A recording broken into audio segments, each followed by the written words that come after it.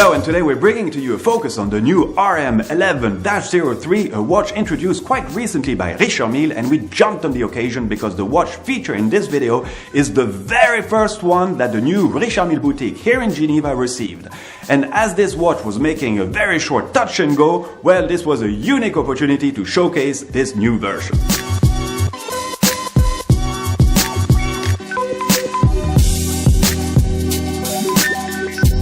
For me, the RM11 is for sure part of this small club of iconic watches such as the Royal Oak, the Oyster, the Nautilus, the Speedmaster, the Portuguese, the original design that is, and a few others naturally. Well, the common denominator of these watches is that they are immediately recognizable, but I would add that the RM11 is probably the newest member in this prestigious club as it was first introduced in 2007. Being an icon also implies that they are often copied or serve as an inspiration to other brands trying to get close to them, and there are naturally, and I would say unfortunately, many examples of this. But again, being followed means that you are the leader of the pack, and some twisted-minded people could say that it's an homage, kind of a simple excuse nevertheless. So let's get back to this new RM11, as it takes quite a bit of courage to touch an icon. Think of the Porsche 911. For many aficionados, the iconic 911 stopped with the 993, especially with the Turbo edition, and when Porsche introduced the 996, people cried and shouted out loud that this was the end of the 911.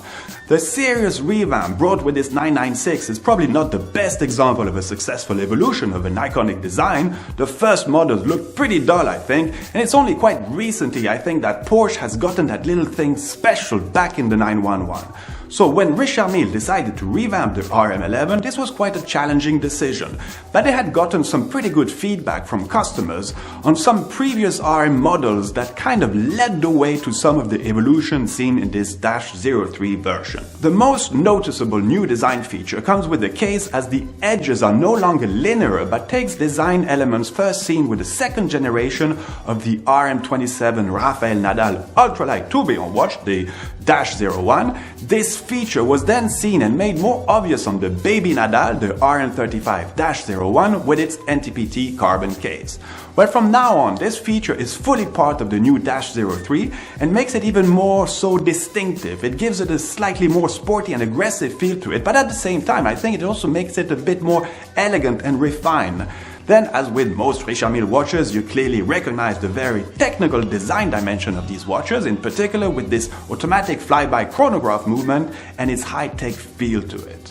So the push buttons have also evolved, and they are now protected with this NTPT material, and the crown looks a bit more like a sports car rim, something obviously very dear to the brand, with their many involvements in the race car world, with their partnership, for instance, with the Formula One McLaren team, that's one of the most noticeable one, but as well as with a few racing drivers, such as with newly retired Formula One driver Felipe Massa, who generally wore his RM11 during races.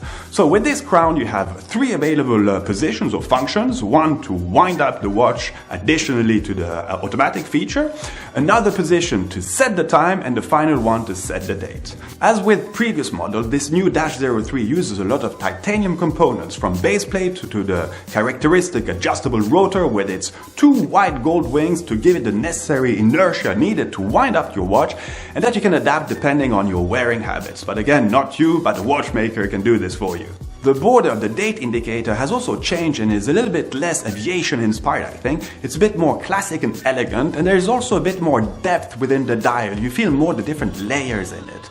Well, and as a sport watch, it naturally comes with a rubber strap, with a fancy titanium folding clasp, and the power reserve is set at 55 hours for this movement, beating at 4 Hz. So I don't know what you think about it. Personally, I really like it, and I must admit that the RM11 has always been on my wish list.